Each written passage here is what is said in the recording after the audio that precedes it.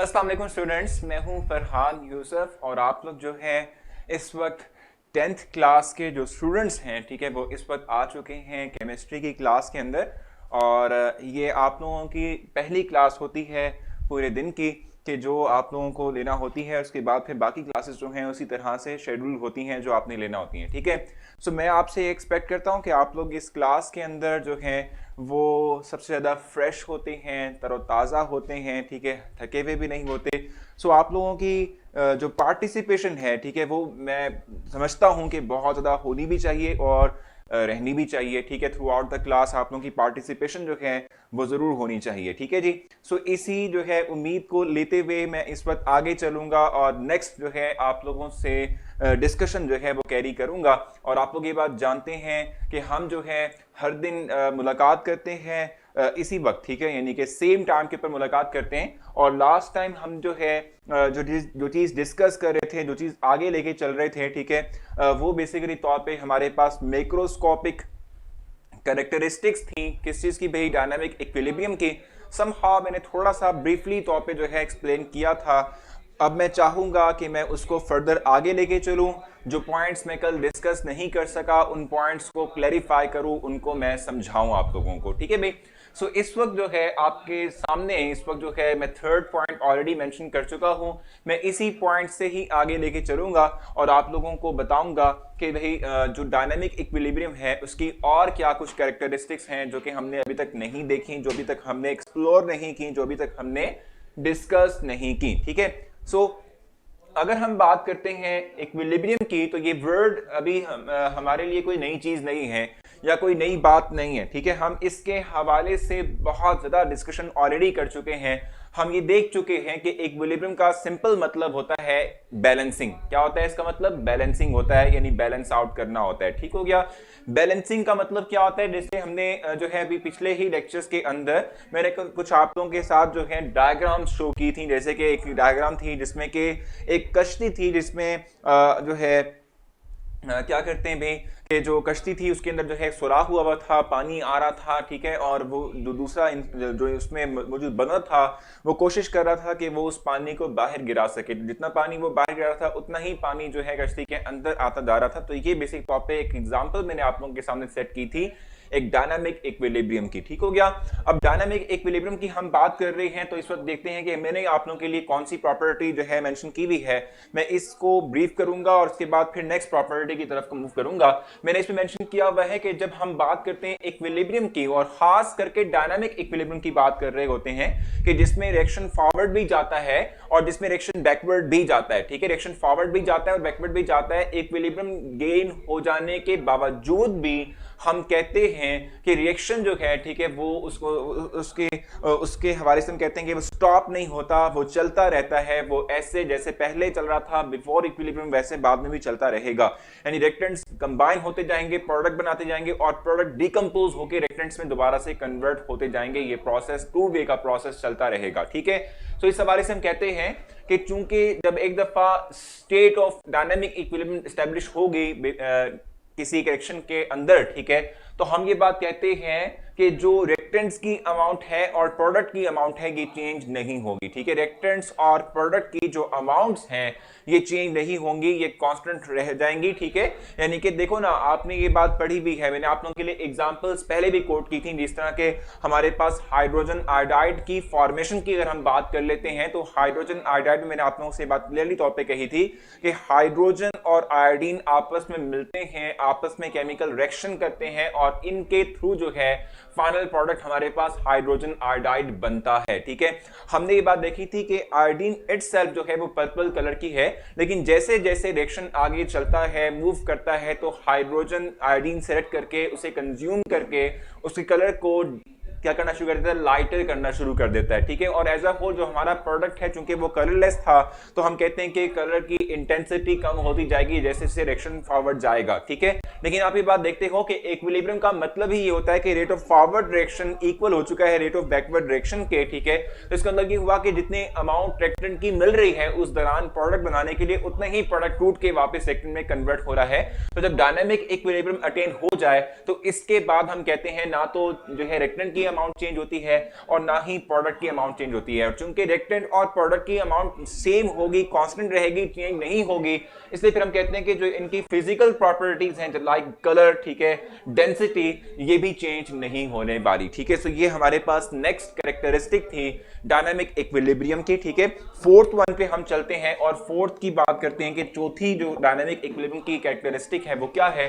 Basically तौर पे आज जो हमने डिस्कस करना है वो हमारे पास लॉ ऑफ मास एक्शन होगा। वो हमारा बेसिक तौर पे मेन टॉपिक है जिसको हम जो है डिस्कस करना चाहेंगे। ठीक है जी, सो अगर हम बात करते हैं इसकी, ठीक है, तो हम कहते हैं कि जो इक्विलिब्रियम का जो प्रोसेस है, ठीक है, इक्विलिब्रियम का जो प्रोसेस है, देखो हम जानते हैं कि हमेशा जो इक्विलिब्रियम का जो प्रोसेस है, ठीक है, इस हवाले से हम कहते हैं कि वो रिवर्सिबल रिएक्शन के लिए हम इस्तेमाल करते हैं। इक्विलिब्रियम की जो टर्म है वो सिर्फ और सिर्फ हम रिवर्सिबल रिएक्शंस के लिए ही इस्तेमाल कर रहे होते हैं। ठीक है, रिवर्सिबल रिएक्शन के लिए हम इक्विलिब्रियम की टर्म को यूटिलाइज करेंगे। इक्विलिब्रियम जो है इस टर्म को हम जो है लेकर चलेंगे, इसका इस्तेमाल करेंगे। ठीक हो गया।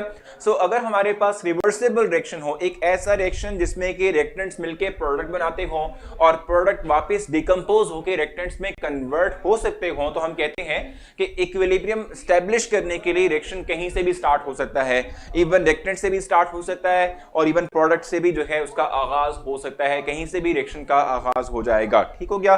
सो हम यहां पर इस वक्त लिखते हैं कि equilibrium state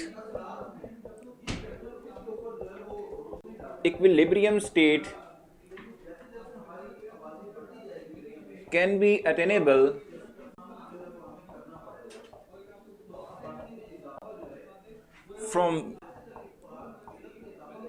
from both reactants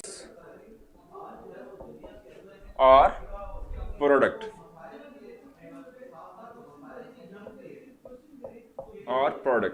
ठीक है, यानी यहां से हम यानी कहीं से भी जो है इसका आगाज देख सकते हैं, कहीं से भी इक्विलिब्रियम जो है, ठीक है, वो स्टार्ट हो सकती है। हाँ अब ठीक है, हाँ ठीक है, जबरदस्त, ठीक हो गया। सो आप लोगों को अब तमाम जो है नजर आ रहा होगा। मैंने पहले कुछ चीजें जो है वो आउट ऑफ फ्रेम लिख दी थी, लेकिन अब वो जो है हम शुक्र अदा करेंगे हमारे क्रू मेंबर के कि जिन्होंने इसको अब जो है विजिबल कर दिया है और आप लोग देख सकते हैं और लिख भी सकते हैं। ठीक है भाई। सो इस वक्त मैं आप लोगों से बात कर रहा था कि इक्विलिब्रियम जो है वो किसी सिम से भी जो है अटेन किया जा सकता है। मैं एग्जांपल आपको दूं, मैंने कल भी एग्जांपल आप लोगों को दी थी कि अगर जो है नाइट्रोजन को हम हाइड्रोजन से मिलाते हैं तो ये रिएक्शन रिवर्सिबल रिएक्शन है, ठीक है, जिसमें कि अमोनिया फॉर्म करता है, अमोनिया बनता है। ठीक हो गया। सो हम कहते हैं कि ये जो रिएक्शन है इसमें जो इक्विलिब्रियम स्टेज आना थी वो इक्विलिब्रियम स्टेज रिएक्टेंट्स के थ्रू भी आ सकती है, वो ही इक्विलिब्रियम स्टेज जो है वो प्रोडक्ट के थ्रू भी अटेन हो सकती है। ये फोर्थ पॉइंट इस आइडिया को, इस बात को आप तक पहुंचा रहा है, कन्वे कर रहा है। ठीक हो गया। और अगर हम जो है लास्ट बात करते हैं, ठीक है, अगर हम जो है क्या कहते हैं भाई, लास्ट जो डायनामिक इक्विलिब्रियम के हवाले से लास्ट कैरेक्टरिस्टिक है, ठीक है, इसकी अगर हम उसकी बात करते हैं तो हम कहते हैं कि भाई इक्विलिब्रियम जो है, ठीक है, वो क्या करता है भाई, वो जो है क्या कहते हैं, डिस्टर्ब हो जाता है अगर हम कोई भी कंडीशन जो है रिएक्शन की चेंज करते हैं। ठीक है, रिएक्शन की कंडीशंस का मतलब क्या होता है ये भी हमें देखना है। पहले मैं पॉइंट राइट करता हूं, फिर मैं इस बात को कन्वे करूंगा, समझाऊंगा और फिर आपके क्वेश्चंस की तरफ को मूव करूंगा। मैं कहता हूं कि इक्विलिब्रियम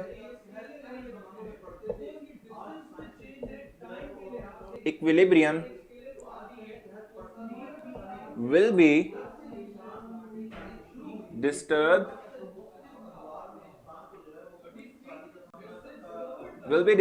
ठीक है, if we change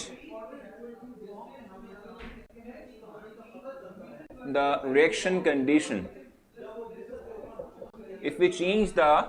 reaction condition, like pressure, temperature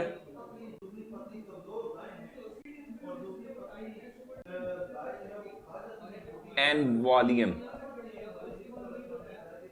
ठीक है भाई, इनमें से कोई भी कंडीशन आप चेंज करोगे तो अल्टीमेटली ये होगा कि जो रिएक्शन का इक्विलिब्रियम है वो डिस्टर्ब हो जाएगा और रिएक्शन चाहेगा कि दोबारा से अपनी इक्विलिब्रियम कंडीशन को रीगेन कर ले, रीस्टोर कर ले। ठीक है, सो हम ये बात कहते हैं कि ये लास्ट पॉइंट हम कहते हैं कि एक दफा जो है सर प्लीज मैसेंजर पर चेक कर लीजिएगा, मैं मेरा मैसेंजर लिंक भी मनाहिल ने चेक कर लूंगा, आप उसकी टेंशन मत लें, मैं जरूर चेक कर लूंगा।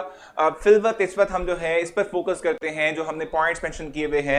मैं आपको बता रहा था कि अगर एक दफा सिस्टम जो है वो इक्विलिब्रियम अटेन कर ले, ठीक है, एक दफा जो है सिस्टम के अंदर रिएक्शन के दौरान जो है इक्विलिब्रियम डेवलप हो जाए, ठीक है, तो इनमें से कोई भी कंडीशन में अगर चेंज करूंगा तो ड्यूरिंग द रिएक्शन, ठीक है, अगर इनमें से कोई भी कंडीशन चेंज हुई तो इक्विलिब्रियम डिस्टर्ब हो जाएगा और इक्विलिब्रियम दोबारा से जो है वापस अटेन होने की कोशिश करेगा। रिएक्शन के दौरान हम कहते हैं कि वापस से इक्विलिब्रियम जो है रिएक्शन गेन करने की कोशिश करेगा। ठीक हो गया। सो ये मेरे पास रिमेनिंग 3 पॉइंट्स थे, मैंने कल आप लोगों को 2 पहले समझा दिए थे। तो इस हवाले से आपकी कोई कंफ्यूजन है, कोई क्वेश्चन आपने मुझसे पूछना है, आप मुझसे पूछेंगे, नहीं तो फिर हम आगे चलेंगे और नेक्स्ट हम लॉ ऑफ मास एक्शन की बात करेंगे। ठीक है जी, क्वेश्चन आपका है तो जरूर आप मुझसे पूछें, मैं जरूर चाहूंगा कि मैं हर एक क्वेश्चन का आपके आंसर करूं और आपको समझाऊं। तो जल्दी से मुझसे पूछ लें, शाबाश।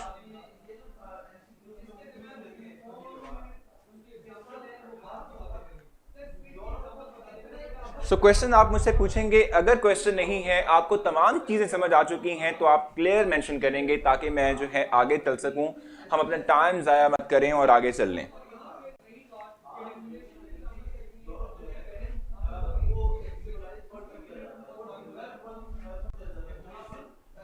थर्ड वाला पॉइंट कह रहे हैं कि भाई लियाकत के लियाकत नहीं बल्कि लाबी कुछ नाम इनकी है, लाबिक, ठीक है, आमिर कुछ इनका नाम है, ठीक है, वो चाह रहे हैं कि भाई हमारे पास थर्ड पॉइंट जो है वो रिपीट किया जाए। बिलाल भी यही कह रहे हैं।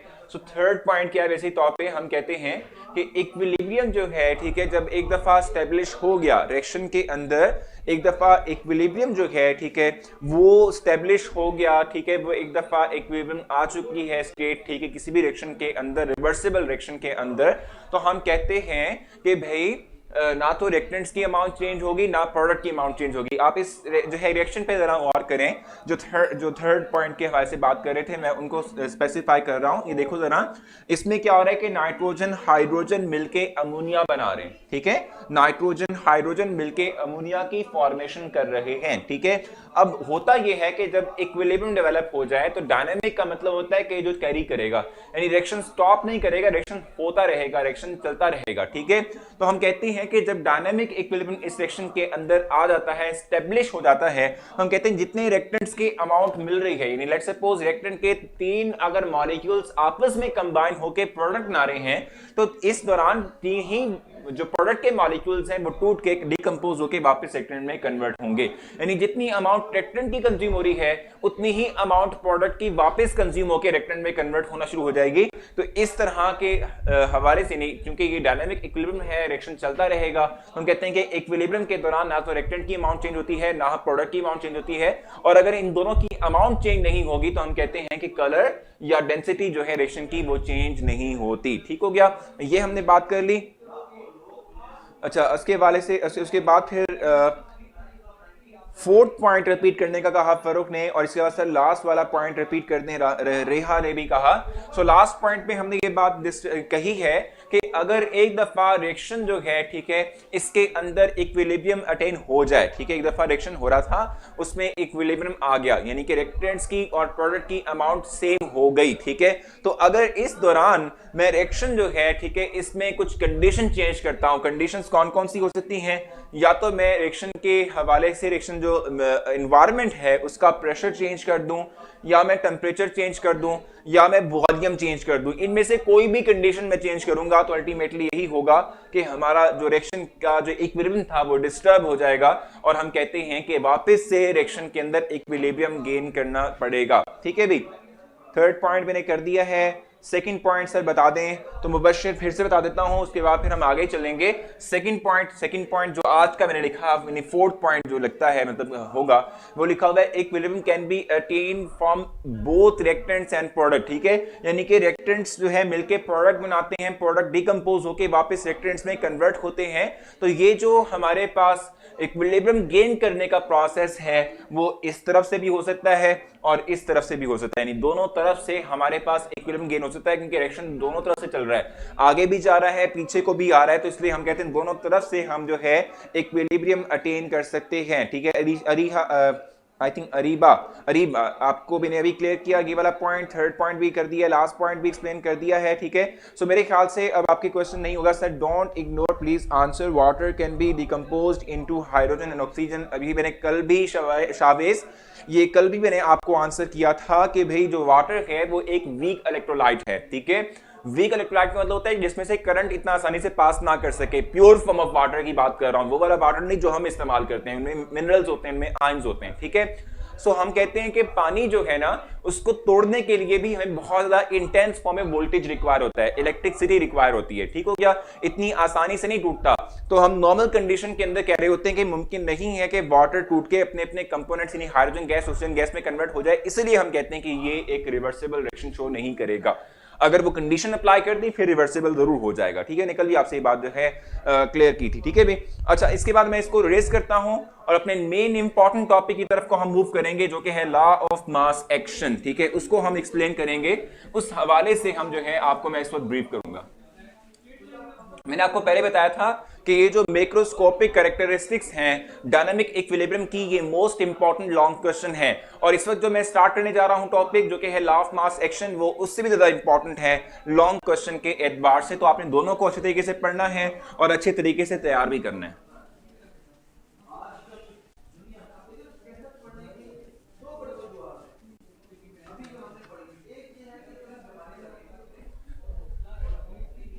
सो नेक्स्ट हम बात कर रहे हैं इस वक्त, और नेक्स्ट हमारे पास है लॉ ऑफ मास एक्शन।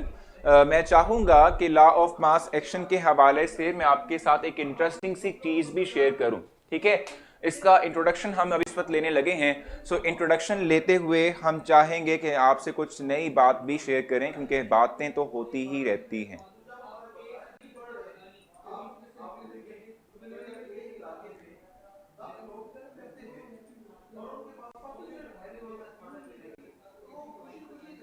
ठीक है भाई, सो इस वक्त आपकी स्क्रीन के ऊपर दो मेजर साइंटिस्ट, ठीक है, कि जिनकी कंट्रीब्यूशन है इस लॉ ऑफ मास एक्शन को बनाने के हवाले से, उनकी पिक्चर मौजूद है। ठीक है भाई, ये वो साइंटिस्ट हैं कि जिन्होंने हम सिंपली कहते हैं कि भाई क्या किया था, इस लॉ ऑफ मास एक्शन को प्रपोज किया था, इसको बनाया था। Sir why sir are we not doing test yourself 9.1 now? भाई क्या मतलब, समझ नहीं आई भी 9.1 का टेस्ट। अच्छा, आप चाहते हैं कि 9.1 का हम टेस्ट ले लें, बिल्कुल सही है भाई।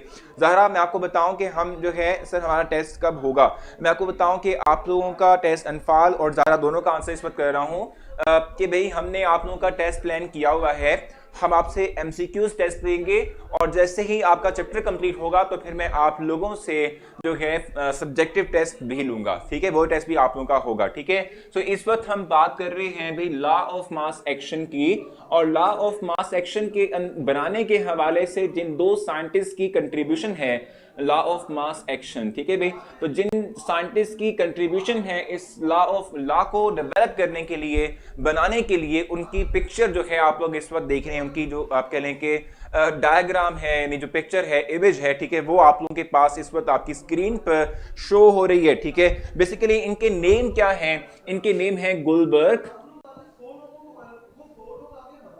ठीक है, एंड वेग। ठीक है, गुलबर्ग और वेग ये दो साइंटिस्ट हैं, ठीक है, जिनके जो है हवाले से हम कहते हैं test yourself. Sir I am asking about test yourself, समझ नहीं आ रही भाई, आपने इनफाल मुझे क्लैरिफाई करें इस चीज को, आप क्या पूछ रही हैं, कौन से टेस्ट की आप बात कर रही हैं इस पर? ठीक है भाई, so law of mass action की हम बात कर रहे हैं, तो गुलबर्ग और वेग की इस वक्त आप जो है पिक्चर देख रहे हैं अपनी स्क्रीन के ऊपर।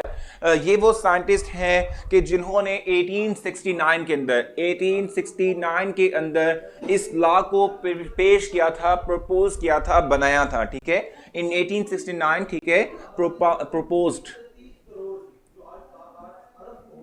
ठीक है भाई, इन्होंने क्या किया था कि जो है इसको बनाया था, इसको प्रपोज किया था, इसको पुट फॉरवर्ड यानी कि पहुंचाया था लोगों तक, इस हवाले से बात की थी। ठीक हो गया। सो ये बेसिक तौर पे हमारे पास मेजर कंट्रीब्यूशन है इन दो साइंटिस्ट की कि जिन्होंने कि जिनके तहत हम कहते हैं कि हमारे पास जो है फाइनली तौर पे एक लॉ बना। ठीक है, और ये लॉ क्यों बना, ठीक है, इस हवाले से इसकी इंपॉर्टेंस क्या है, इसकी डेफिनेशन क्या है, ये तमाम चीजें मैं आप लोगों के लिए क्लेरिफाई करूंगा और आपको समझाऊंगा। ठीक है, इस वक्त हम जस्ट डिस्कस कर रहे थे इन दो साइंटिस्ट की कंट्रीब्यूशन के जो हमारे पास है लॉ ऑफ मास एक्शन को प्रपोज करने के हवाले से। ठीक हो गया। अच्छा,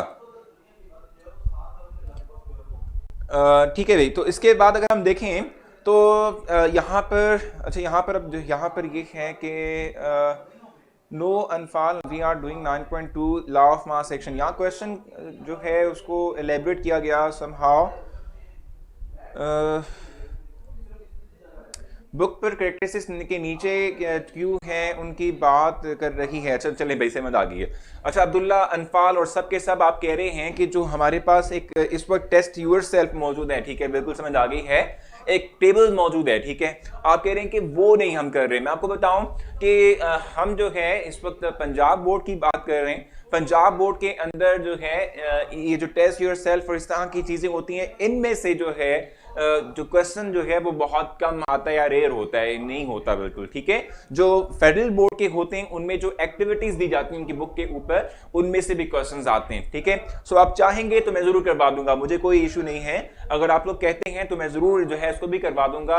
हम जाहिर सी बात है लर्निंग के प्रोसेस के अंदर हैं। ठीक है भाई, लर्निंग के प्रोसेस में है हम। बुक से हटकर अगर कोई चीज है या कोई बुक से रेलेवेंट, कोई टॉपिक से रेलेवेंट कोई एक्स्ट्रा चीज है, आप कहेंगे तो मैं जरूर करवा दूंगा, कोई इशू नहीं है। ठीक है, मैंने आप लोगों को पहले दिन कहा था कि हमारा मेन ऑब्जेक्टिव जो है वो सिर्फ और सिर्फ गो थ्रू करना नहीं है सिलेबस को, बल्कि सीखना है। ठीक है, तो अगर हम टेस्ट योरसेल्फ करते हुए कुछ सीख पाएंगे तो जरूर मैं आप लोगों को करवा दूंगा, कोई इशू नहीं है। सो इनफाल हम फिर इस तरह करते हैं कि फिर हम कल जो है टेस्ट योरसेल्फ लाजमी करेंगे। ठीक है, अब चूंकि मैं थोड़ा बहुत इंट्रोडक्शन दे चुका हूं लॉ ऑफ मास एक्शन का, ठीक है, और मैं पिक्चर भी जो है आपके सामने विजिबल कर चुका हूं, फिर उसके बाद हम लॉ ऑफ मास एक्शन को परसू करते हैं और फिर उसके बाद हम लाजमी जो है वो भी कर लेंगे जो आप इस वक्त कहीं थी टेस्ट योरसेल्फ वाला, वो भी हम जो है कर लेंगे। टेस्ट योरसेल्फ जो बॉक्स में बिल्कुल एग्जैक्टली समझ आ गया है। ठीक है, ठीक है भी, वो भी हम करेंगे, कोई इशू नहीं है। यस सर, करवाएं। ठीक है, बिल्कुल ठीक है आयशा, हम इसको इस तरह करते हैं कि इस वक्त चूंकि मैं लॉ ऑफ मास एक्शन को जो है एक्सप्लेन थोड़ा बहुत कर चुका हूं और इसको इंट्रोडक्शन इसका दे चुका हूं, सो हम ब्रेक नहीं लगाते हैं यहाँ पर। ठीक है,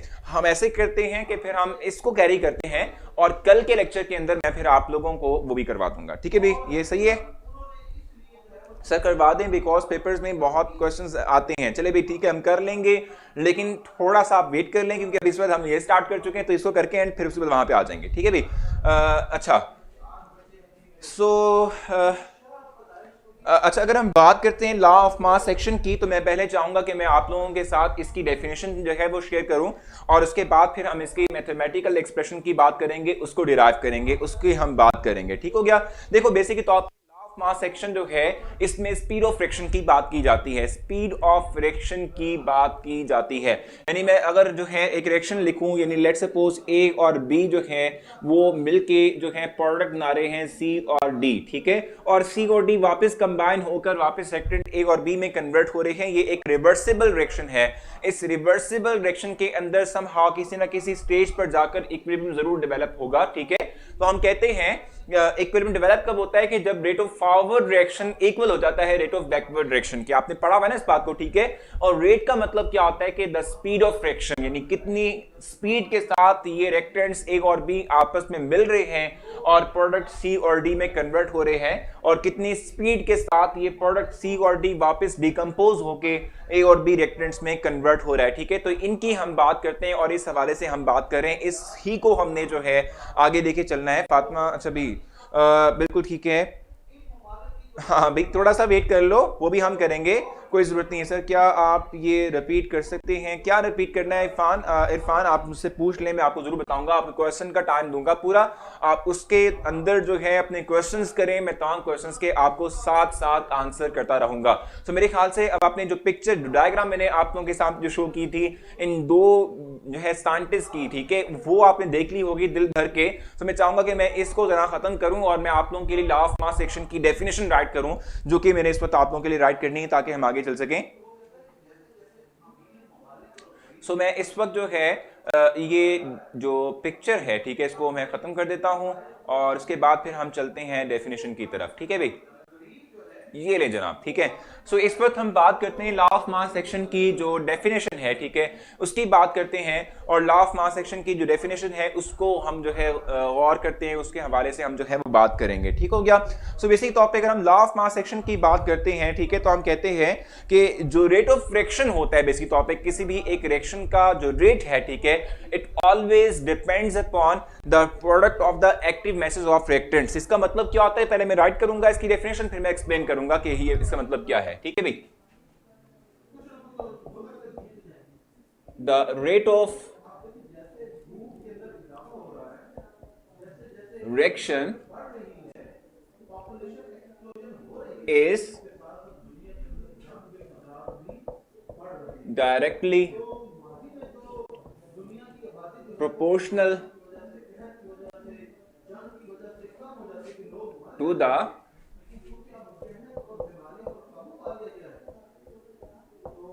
product of active masses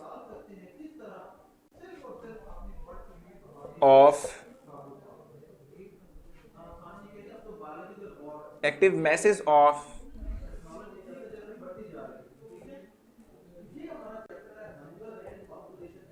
reactants, ठीक है, it is called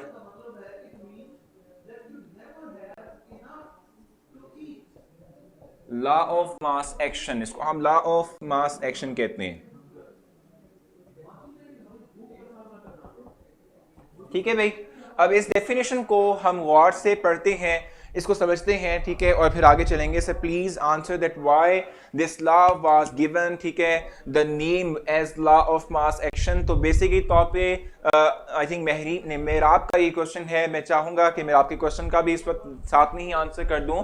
देखो इसकी डेफिनेशन में जो मेजर वर्ड है वो है रेट ऑफ फ्रिक्शन, और रेट ऑफ फ्रिक्शन किस बात पे मुनसिर है, मैसेस के ऊपर। ठीक है, किस पे, मैसेस के ऊपर मुनसिर है, यानी मैस के ऊपर डिपेंडेंट है, मैस के ऊपर जो है हम कहते हैं डिपेंड कर रहा है। ठीक हो गया।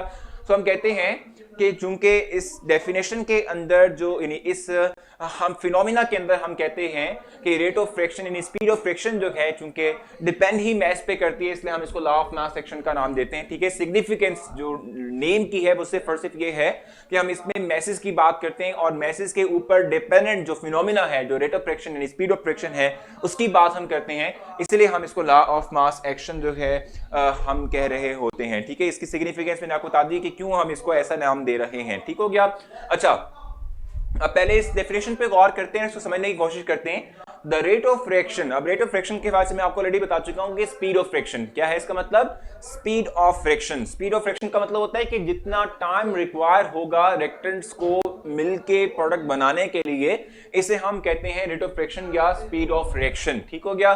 So the speed of friction is always is directly proportional. ठीक है, डायरेक्टली प्रोपोर्शनल का मतलब क्या होता है, दो चीजें आपस में अगर डायरेक्टली प्रोपोर्शनल हो तो हम कहते हैं कि एक चीज के इंक्रीज करने से दूसरी चीज भी खुद ब खुद इंक्रीज होती है, और एक चीज के डिक्रीज करने से दूसरी चीज खुद ब खुद डिक्रीज होती है। तो हम कहते हैं कि मैस पे डिपेंड करता है, directly proportional to the product of active masses of the reactants. अब एक्टिव मैस का मतलब क्या होता है ये बताऊंगा मैं आप लोगों को। ठीक है, यानी कि मैसेज ऑफ रिएक्टेंट पे डिपेंड करता है, अमाउंट ऑफ रिएक्टेंट पे डिपेंड करता है। जितनी ज्यादा हमारे पास रिएक्टेंट की वो अमाउंट होगी कि जिसके थ्रू रिएक्टेंट्स प्रोडक्ट में कन्वर्ट होना चाहते हैं, उतनी ही स्पीड ऑफ फ्रिक्शन ज्यादा होगी। जितनी मैसेज कम होंगे रिएक्टेंट्स के, उतनी ही कम हमारे पास स्पीड होगी रिएक्शन की जिसके थ्रू टू रिएक्टेंट्स प्रोडक्ट में कन्वर्ट हो रहे होंगे। ठीक हो गया।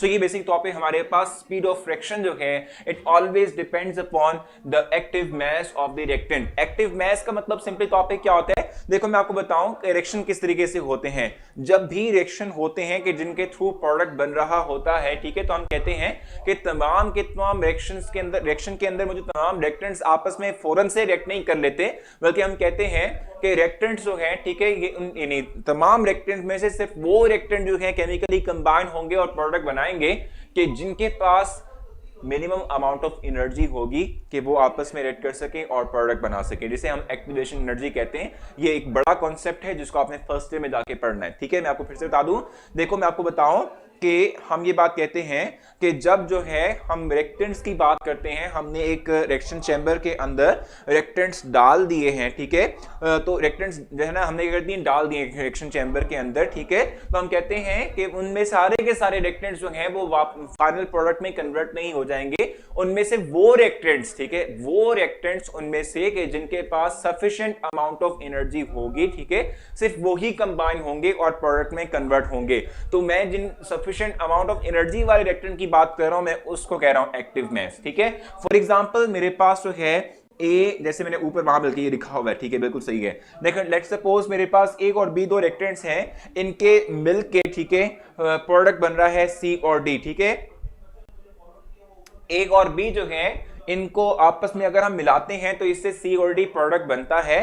तो मैं आपसे कह रहा हूं कि ए और बी में जितनी भी अमाउंट, लेट्स सपोज इसकी अमाउंट 5 ग्राम मैंने ली हुई है, ठीक है, तो 5 ग्राम के 5 ग्राम फौरन से रिएक्टेंट से प्रोडक्ट में कन्वर्ट नहीं होगी। ठीक है, हम ये बात कहते हैं कि 5 ग्राम में से 2.5 या 3 ग्राम ऐसी अमाउंट होगी कि जो एक्टिव होगी, कि जो मिलकर आपस में मिलने के बाद प्रोडक्ट बनाएगी। ठीक है, तो जो इसके अंदर 3 ग्राम है जो है वो मैस है या वो अमाउंट है रिएक्टेंट का कि जिसके पास सफिशिएंट एनर्जी है रिएक्टेंट से प्रोडक्ट में कन्वर्ट होने के लिए, हम कहते हैं कि ये बेसिक तौर पे एक्टिव मास है रिएक्टेंट का। ठीक है, तो जितनी ज्यादा हमारे पास एक्टिव मास होगा, यानी वो मास जिसके पास सफिशिएंट एनर्जी है रिएक्टेंट्स के अंदर, इतना ज्यादा हमारे पास ये मास होगा रिएक्टेंट्स का, उतनी ही रिएक्शन की स्पीड ज्यादा होगी और उतना ही more and more reactants consume होते हुए अपने आप को फाइनल प्रोडक्ट में कन्वर्ट करेगा। ठीक है जी, तो आपको डेफिनेशन समझ आई है, आप जल्दी से मुझसे पूछेंगे, अगर क्वेश्चन है तो बताएंगे, नहीं है तो फिर हम आगे चलेंगे और इसके मैथमेटिकल एक्सप्रेशन की बात करेंगे। ठीक है जी, तो जल्दी से आप मुझसे पूछ सकते हैं।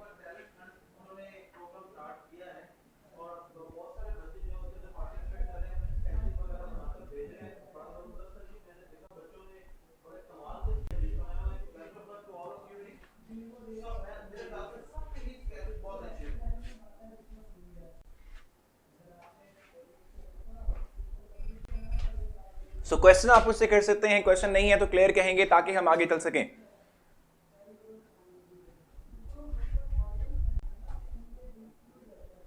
क्वेश्चन सर प्लीज रिपीट कर दें। अब देखो आपका नाम एक तो आबान, ठीक है भाई, वैसे नाम बड़ा मुश्किल था लेकिन मैंने प्रोनाउंस कर लिया आबान। ठीक है, मैं चाहूंगा कि थोड़ा बहुत रिपीट कर दूं आप लोगों के लिए और आप सबके सब जो बाकी हैं वो भी सुन लें।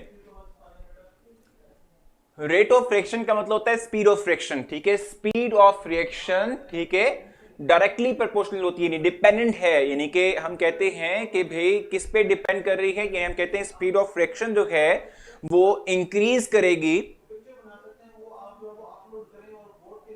Rate of friction is directly proportional to product of the active mass. ठीक है, product of the active mass का मतलब सिंपली तौर पे क्या होता है, हम ये बात कहते हैं कि वो अमाउंट ऑफ रिएक्टेंट कि जो एक्टिव है, ठीक है, जिसके पास इतनी एनफ एनर्जी है कि वो कंज्यूम होके अपने आप को प्रोडक्ट में कन्वर्ट कर पाए, इसे कहते हैं एक्टिव मास। ठीक हो गया, तो हम कहते हैं कि हमेशा जो रेट ऑफ फ्रिक्शन यानी स्पीड ऑफ फ्रिक्शन है, ठीक है, वो इस मास के ऊपर डिपेंड कर रही होती है कि जो एक्टिव मास हमारे पास होता है रिएक्टेंट्स का। ठीक है, इसको हम एक्सप्लेन कर रहे थे सर, 2 ग्राम रिएक्ट नहीं करेगा एग्जैक्टली शाहवेज, सिर्फ वो अमाउंट एक्ट करेगी रिएक्टेंट्स की जिनके पास सफिशिएंट अमाउंट ऑफ एनर्जी होती है, जिसको हम मिनिमम अमाउंट ऑफ एनर्जी कहते हैं, जिसको एक्टिवेशन एनर्जी का नाम दे रहे होते हैं। ठीक है, तो जितनी ज्यादा हमारे पास ये होगी उतना ही रेट ऑफ फ्रिक्शन ज्यादा होगा।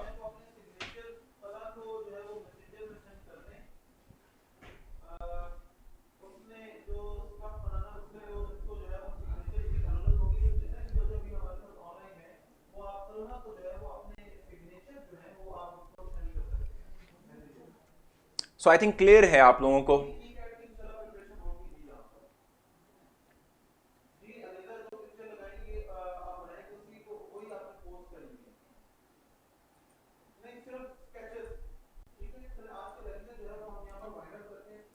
So last but not the least, हमारा जो इस वक्त नया आने वाला सेगमेंट, उसकी मैंने पोस्ट आप लोगों को ऑलरेडी की हुई है। यहाँ पर हमारे साथ कंटेस्टेंट भी होंगे जो 10th में से हमने जो है नॉमिनेट किया हुआ है जिनको, और बहुत अच्छा लग रहा है कि तमाम स्टूडेंट्स जो हैं बहुत एफर्ट कर रहे हैं इस हवाले से, और अपनी स्केचेस जो हैं या जितने भी आपका टैलेंट है वो मुझ तक पहुँचा रहे हैं, ठीक है।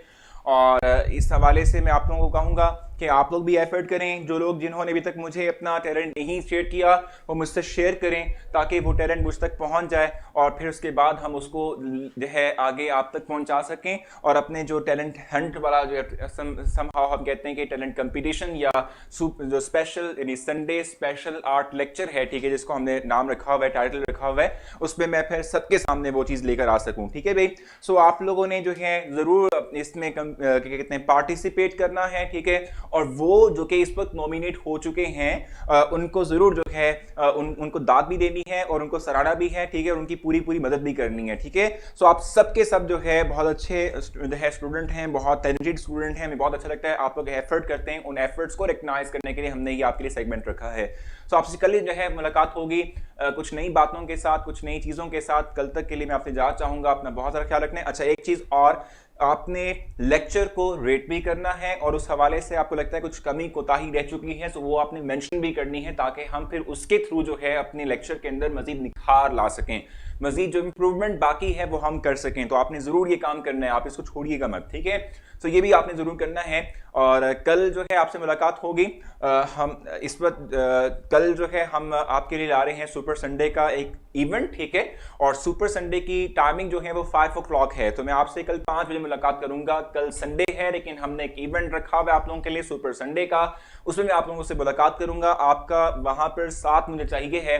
हम क्या करते हैं सुपर संडे के अंदर कि आप लोगों से कुछ जो है आसान से क्वेश्चंस पूछते हैं। वो स्टूडेंट्स के जो आसान क्वेश्चंस का आंसर देते हुए सबसे हाईएस्ट मार्क्स लेते हैं, हम उन्हें फ्री लोड करवाते हैं, ठीक है, फ्री मोबाइल लोड देते हैं। सो ये गिफ्ट होता है उनका। कल 5 बजे हम लाइव होंगे आपके साथ, तो आपने जरूर जो है वो भी अटेंड करना है, मतलब जरूर जो है उसमें पार्टिसिपेट करना है। कल इंशाल्लाह आपसे मुलाकात होती है। अपना ख्याल रखिएगा। अल्लाह हाफिज।